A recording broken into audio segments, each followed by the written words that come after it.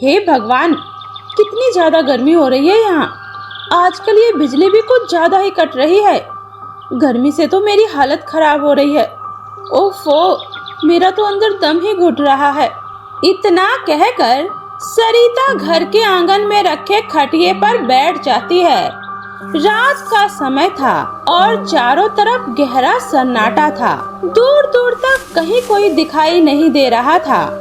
तभी अचानक से उसे अंधेरे में एक अजीब सी आवाज सुनाई देती है। मटका ले लो, मटका, ठंडे पानी का मटका ले लो, मटके का ठंडा ठंडा शरबत पियो और मटका ले जाओ, मटका ले लो। अरे, इतनी रात को ये कौन मटका बेच रहा है? धीरे धीरे वो आवाज पास आने लगती है। तभी सरिता देखती है एक बूढ़ी औरत सर पर कई सारे मटके रखे हुए उसकी गली में चली आ रही है। लेकिन हैरानी की बात ये थी कि उसके पैरों की कोई आवाज नहीं आ रही थी। अरे, इतनी रात को कौन मटका बेचता है? खैर, बेरोजगारी और महंगाई इतनी ज्यादा बढ़ गई है कि बेचारे गरीब लोगों को दिन रात मेहनत करनी पड़ रही है। और एक मेरा पति है, शहर में अपना बना बनाया बिजनेस छोड़कर मुझे इस गांव में लाकर बैठा दिया। यहाँ तो मेरा चैन से सोना भी मुश्किल हो गया है। तभी वो मटके वाली औरत उसके घर के सामने आकर रुक जाती है। बहन जी, बहुत गर्मी लग रही है ना? हाँ माँ जी, गर्मी तो है। गर्मी से तो मेरी जान निकल रही है। तो ये लो, मेरे मटके का ठंडा ठंडा शरबत पी लो। इसे पीते ही तुम्हारे शरीर की सारी गर्मी, सारी बेचैनी और सारे दुख हमेशा के लिए खत्म हो जाएंगे। लो। क्या सच में इतना ज्यादा ठंडा है? हाँ बहन जी, इतना ठंडा कि बर्फ भी इसके सामने गर्म लगे। लो, पीकर तो देखो।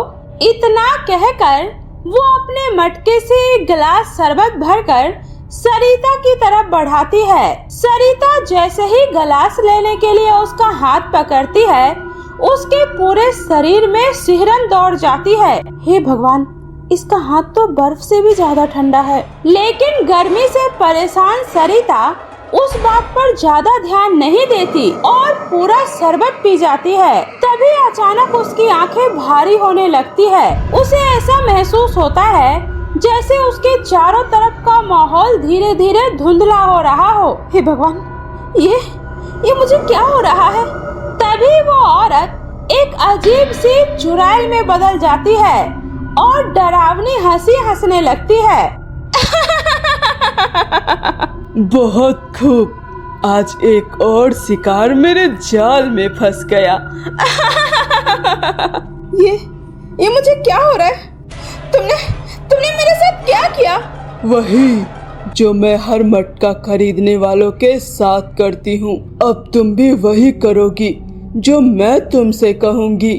थोड़ी ही देर में सरिता की आंखें अजीब हो जाती है और वो पूरी तरह से उस मटका बेचने वाली के बस में हो जाती है। चलो, अब ये मटका उठाओ और अपने घर के दरवाजे पर रख दो। सरिता किसी कठपुतली की तरह उठती है और बिना कुछ बोले मटका अपने दरवाजे के सामने रख देती है।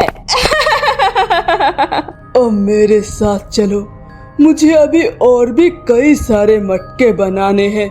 जल्दी करो। सरिता बेसुध होकर उस मटके वाली चुड़ैल के पीछे पीछे चल देती है और फिर उस रात के अंधेरे में वो कहीं खो जाती है। अगली सुबह गांव में तेजी से ये खबर फैल जाती है कि सरिता का कहीं कोई पता नहीं चल रहा। तभी सबकी नजर उसके घर के आगे रखे उस मटके पर जाती है, जिसे देखकर पड़ोस के काकी बिमला कहती है, अरे, एक और मटका। हे भगवान, कहीं सरिता को भी वो मटके वाली चुड़ैल तो अपने साथ नहीं ले गई। इतना सुनते ही वहाँ खड़े सभी लोगों के चेहरे का रंग उड़ जाता है, क्योंकि पिछले 2 महीनों से गांव की जितनी भी औरतें रातों रात गायब हुई थी, उनके घर के दरवाजे पर अगली सुबह ठीक ऐसा ही एक मटका रखा हुआ मिला था। और सबसे डरावनी बात ये थी कि उन सभी का आज तक कहीं कोई पता नहीं चल पाया था। भीड़ में खुसुर फुसुर शुरू हो जाती है और सरिता का पति सुरेश गुस्से में उस मटके को उठाकर उसे फोड़ने वाला होता है। तभी उसे गांव की एक सबसे बुजुर्ग औरत सामने आती है और कहती है, रुक जाओ बेटे, ऐसी गलती मत करना। मैंने तुम लोगों से पहले ही कहा था, ये कोई साधारण बात नहीं है। ये वही मटके वाली चुड़ैल है जो हर 20 साल बाद इस गांव में वापस आती है। क्या मटके वाली चुड़ैल? आखिर ये कौन है और वो ये सब क्यों कर रही है? आज से 20 साल पहले इस गांव में लीला नाम की एक औरत रहती थी। वो गली गली जाकर मटके बेचा करती थी और उसी से उसके घर का गुजारा चलता था। एक दिन लीला मटके बेचकर रात में अपने घर लौट रही थी। तभी रास्ते में कुछ गुंडों ने उसे घेर लिया। ए मटके वाली, जितने भी पैसे कमाए हैं चुपचाप मेरे हवाले कर दे, वरना अच्छा नहीं होगा।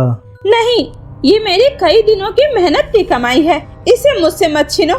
मेरे घर में खाने तक को कुछ नहीं है। भगवान के लिए मुझे जाने दो।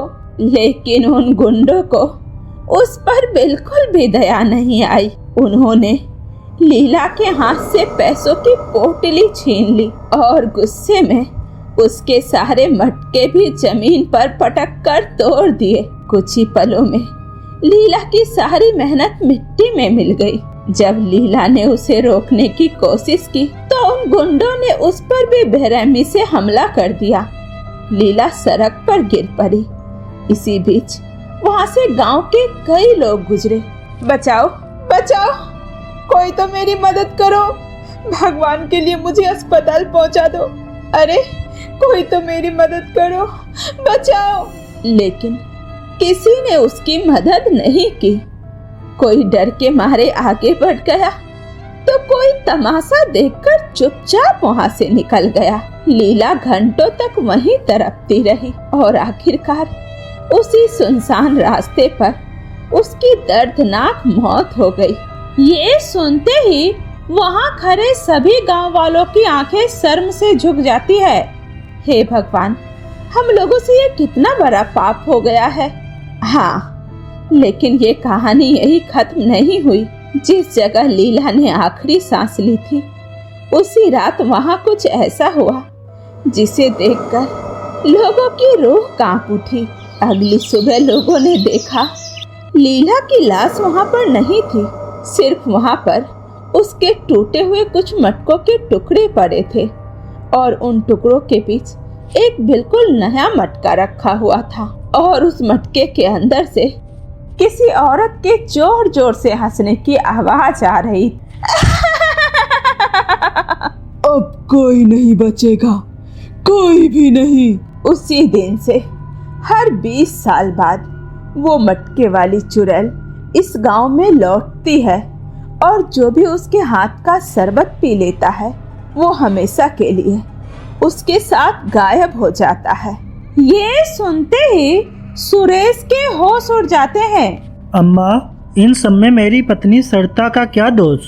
वो बेचारी इस गांव की भी तो नहीं है। चाहे अब कुछ भी हो जाए, मैं उस चुड़ैल से अपनी पत्नी को छुड़ा कर रहूंगा। इधर सरिता को जब होश आता है तो वो देखती है कि वो एक अंधेरे कमरे में कैद है जहाँ हर तरफ मटके ही मटके रखे हुए हैं। हे भगवान, ये मैं कहाँ आ गई हूँ? कोई है? कोई मेरी मदद करो, कोई है? बचाओ बचाओ, कोई मेरी मदद करो। तभी कमरे के कोने में रखा हुआ एक बड़ा सा मटका अपने आप जोर जोर से हिलने लगता है और अचानक उस मटके के पीछे से वही मटके वाली चुड़ैल बाहर आती है। जितना चिल्लाना है चिल्ला लो, तुम्हारी मदद करने यहाँ कोई नहीं आएगा, समझी? कौन हो तुम और मुझे यहाँ लेकर क्यों आई हो? अगर मैंने तुम्हारा क्या बिगाड़ा है, मुझे जाने दो। बिगाड़ा तो मैंने भी किसी का कुछ नहीं था, लेकिन खैर, जिस शरबत को तुमने पिया था उसमें मेरा जादू था।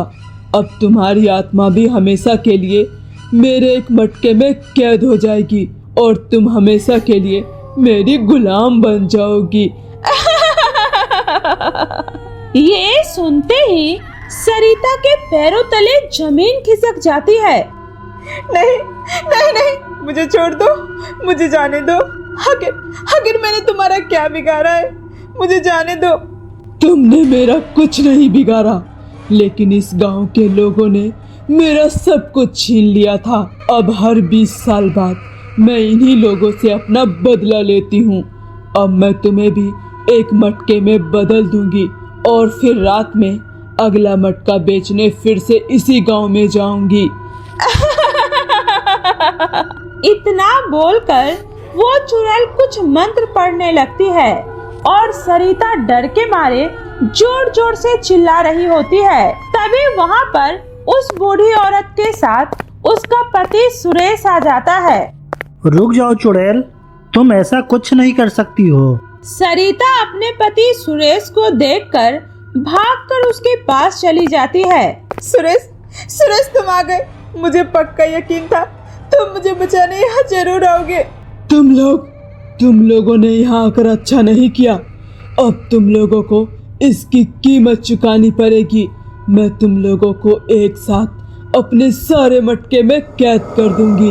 लीला, अब बस करो, बहुत हो चुका। जिन लोगों ने तुम्हारे साथ अन्याय किया था वो सब तो कब के मर चुके हैं। अब इन बेगुनाह लोगों से बदला लेकर तुम्हें आखिर क्या मिलेगा? चुप! मैं किसी को नहीं छोड़ूंगी। पूरे गांव ने मुझे मरने के लिए छोड़ दिया था, अब मेरी बारी है। नहीं लीला, पूरे गांव ने नहीं, कुछ लोगों ने गलती जरूर की थी, लेकिन अब इस गांव के लोग अपने उस पाप का पश्चाताप कर रहे हैं। हाँ चुड़ैल जी, हम सब अब आपसे वादा करते हैं, अब हम कभी भी अपने सामने हो रहे अन्याय को अनदेखा नहीं करेंगे, बल्कि उसकी मदद करेंगे। तभी बूढ़ी औरत अपने थैले में से एक पुरानी कपड़े की पोटली निकालती है। लीला देखो, ये वही पैसे हैं जो तुम्हारे साथ हुई घटना के बाद गांव वालों ने इकट्ठा किए थे, लेकिन तुम्हें देने से पहले ही तुम्हारी मौत हो चुकी थी। मैं इतने सालों से इन्हें संभाल कर बैठी थी ताकि जिस दिन तुम लौटो तुम्हारी अमानत तुम्हें वापस कर सकूं। चुड़ैल कांपते हुए उस पोटली को देखती है, उसकी आंखों से आंसू बहने लगते हैं। अब इसका मैं क्या करूंगी? अगर उस रात किसी एक इंसान ने भी मेरा साथ दिया होता तो शायद आज मैं ये राक्षस नहीं बनती। लीला, अभी भी देर नहीं हुई है, अपने गुस्से को छोड़ दो और इन सभी औरतों को आजाद कर दो, इसी में तुम्हारी मुक्ति है। लीला धीरे धीरे पहले जैसे साधारण औरत में बदल जाती है। मुझे माफ कर देना, मेरे गुस्से ने मुझसे बहुत बड़ा पाप करा दिया। इतना कहकर लीला की आत्मा मुस्कुराते हुए एक तेज प्रकाश में बदल जाती है और वो हमेशा के लिए वहां से चली जाती है। सुरेश और सरिता एक दूसरे को गले लगा लेते हैं और कुछ ही दिनों बाद पूरे गांव के लोगों ने उसी जगह लीला की याद में एक छोटा सा स्मारक बनवाया जहां उसकी मृत्यु हुई थी। तब से गांव में किसी ने भी उस मटके वाली चुड़ैल को दोबारा कभी नहीं देखा।